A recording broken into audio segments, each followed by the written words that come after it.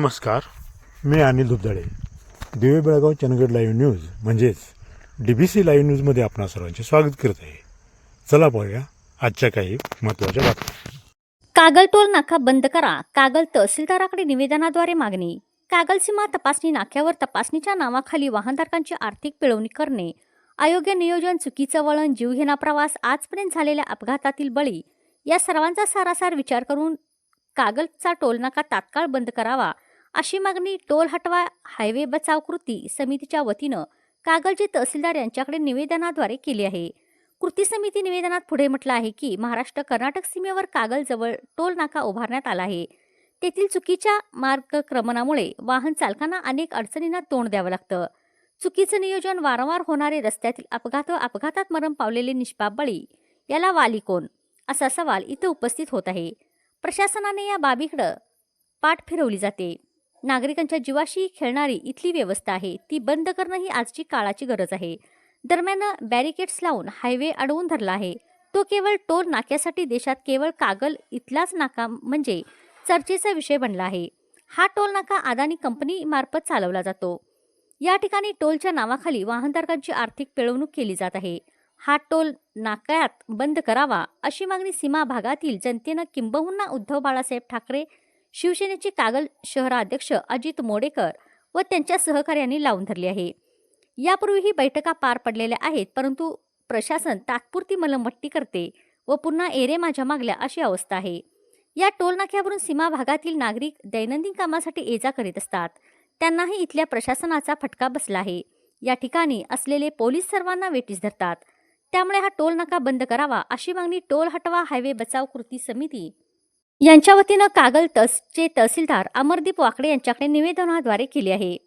मल्हार पाटील वाहतूक संघटनेचे तालुका अध्यक्ष अजित मोडेकर, उभाटा शिवसेना कागल शहराध्यक्ष महाळू करीकट्टी, वाहतूक सेना कागल शहर प्रमुख धनराज घाटगे, वंदूर बाळासो पाटील, वैभव आडके, अध्यक्ष तंटामुक्त समिती कर्नूर वैभव मोडेकर, कागल शहर युवा सेना धनाजी नागराळे आदीसह सीमा भागातील कार्यकर्ते मोठ्या संख्येने उपस्थित होते.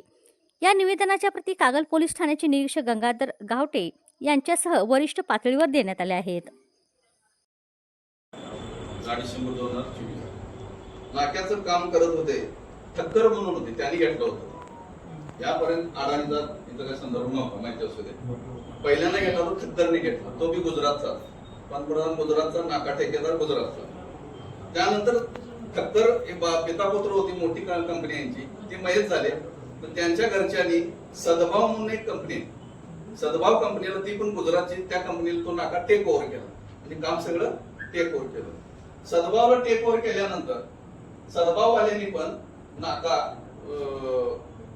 यांना दिला, अदानीला विकला. अदानीने 1800 कोटीला तो खरेदी घेतला. आता आम्ही घेतलेल्या माहितीनुसार अदानी ग्रुप हे शासनाकडे काहीतरी 7000 कोटीची नुकसान भरपाई मागतं. काय म्हणाल, घेतला कधी तुम्ही? 24 ला. हा, 24 ला घेतल्या. ह्या नाका 24 ला त्यांच्या ताब्यात आला. त्याच्या आधीपासून त्यांच्याकडे चालू आहे. राज्यातले आपले 23 नाके एंट्री त्यांच्याकडे चालू आहे. तिथं तुम्ही वसूल केलाय. आता किती द्यायचं ते शासनाने ठरवायचं आहे. जसं कोल्हापूरचा टोल हटवला, तुम्ही पैसे देऊन हटवला, तसं हे पण हटवा. 1800 कोटीला किती द्यायचे तुम्ही ठरवायचं आहे. परंतु 7000 कोटी रुपये काहीतरी ते मागता येते, तिथं त्यांचा वाद चालू आहे. माझं म्हणणं असं आहे, आम्हाला टोल नाका नको आहे.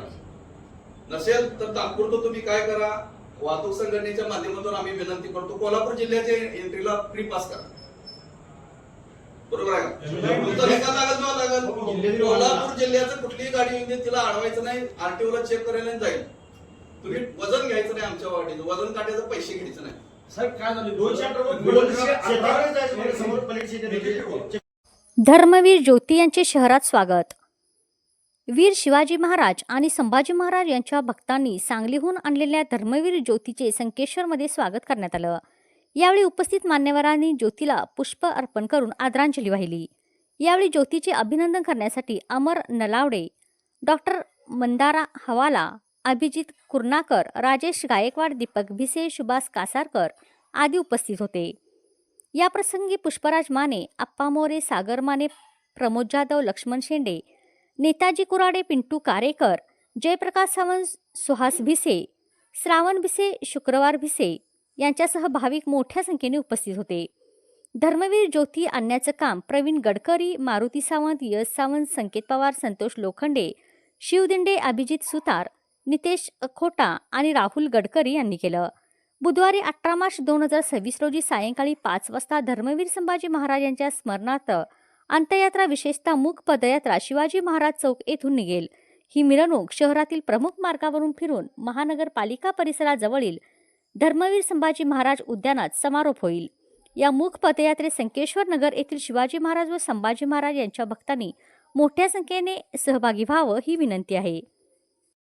मारावे मारिता मारिता घ्यावे राजा फुले देशद्रोही बुद्धे मारून घालावे परते देवदास पावजी पत्ते यदर्ही संशयो नाही देव मस्तकी धरावा अवघा हलगल्लोळ करावा मुलुख बडवावा की बुडवावा धर्म संस्थापनेसाठी श्लोक छत्रपती श्री शिवाजी महाराज की जय. धर्मवीर छत्रपती श्री संभाजी महाराज की जय. भारत माता की जय. हिंदू धर्म की जय. गेली कित्येक वर्ष झाली संकेश्वर या ठिकाणी शिवप्रतिष्ठान हिंदुस्थान या वतीनं आदरणीय परमपूज्य श्री संभाजी भिडे गुरुजी यांच्या मार्गदर्शनाखाली शिवशंभू विचारांची या देशात तरुण पिढी घडावी या दृष्टिकोनातून शिवशंभूचे विचार या देशाला सांगण्यासाठी म्हणून शिवाजी महाराजांचे व धर्मवीर छत्रपती महाराजांचा जो बलिदान मास आहे तो त्यांच्या प्रेरणेतून संपूर्ण हिंदुस्थानभर तरुण पिढी आज पाहते.